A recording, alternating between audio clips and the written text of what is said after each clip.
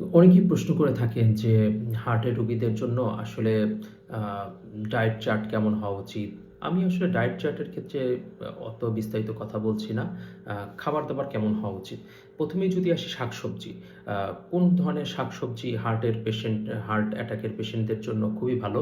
তো ১ম এই বলতে হয় লাল শাক, তারপর পালং শাক, আপনার গাজর, বিট, লাউ, ঝিঙা, করলা এগুলো কিন্তু কোলেস্টেরলের পরিমাণ কমায়। আর যেহেতু কোলেস্টেরলের পরিমাণ কমায় সুতরাং এটা হার্টের জন্য ভালো।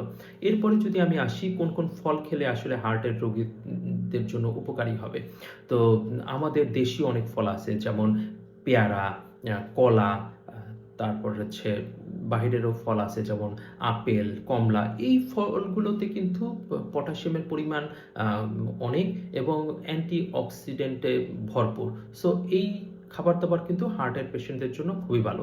আমরা যদি বলি যে প্রোটিন এর উৎস হিসাবে কোনগুলো ভালো, তাহলে বলতে হয় যে সামুদ্রিক মাছ।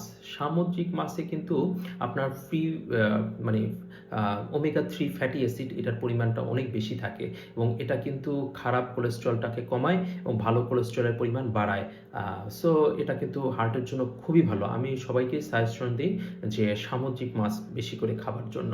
এরপরে যদি আসি যে ডাল খেতে পারে, সেদ্ধ ডিম খেতে পারে কিংবা মুরগি খেতে পারে। কিন্তু মুরগির হচ্ছে চেস্টের যে মাংসটা সেই জায়গায় কিন্তু চর্বির পরিমাণ তুলনামূলকভাবে কম থাকে। সুতরাং এটা তারা খেতে পারে। আমরা যদি বলি ভালো কার্বোহাইড্রেট হিসাবে কোনগুলো খেতে পারে, তাহলে লাল চাল খেতে পারে, ওটস খেতে পারে, তো আটার রুটি খেতে পারে। আর যদি বলি কোন খাবার পরিহার করা উচিত তাহলে বলতে হবে যে আ আপনার আ ভাজা-পোড়া আমাদের বিকালবেলা অনেকেই আছে না যে ভাজা-পোড়া খায় প্রচুর পরিমাণে তেলে ভাজা, ডুবানো এরকম খাবার-দাবারগুলো এভয়েড করা উচিত। খাসির মাংস, গরুর মাংস এগুলোতে কিন্তু প্রচুর পরিমাণে চর্বি থাকে। সো এগুলোকে এভয়েড করাটাই ভালো। তারপরে অনেকে আছে প্রচুর পরিমাণে সফট ড্রিংকস খায় যে কোকা-কোলা, পেপসি এই টাইপের ড্রিংকস গুলা খায়। এগুলোতে কিন্তু প্রচুর পরিমাণে সুগার থাকে। আ সো এগুলো কম খাওয়াটাই ভালো। অ আমরা প্রসেসড ফুড খাই প্রচুর পরিমাণে যেমন বার্গার, আ সাব স্যান্ডউইচ এই খাবারগুলা আমরা খাই। এই প্রসেসড ফুডগুলো এভয়েড করা উচিত। আর সর্বোপরি যদি বলি যে আমাদের জীবনধারাটা কেমন হওয়া উচিত তাহলে আমি ১ম এই বলব আপনি প্রতিদিন ৩০ মিনিট হাঁটেন। আপনি তেল কম, চর্বি কম, লবণ কম।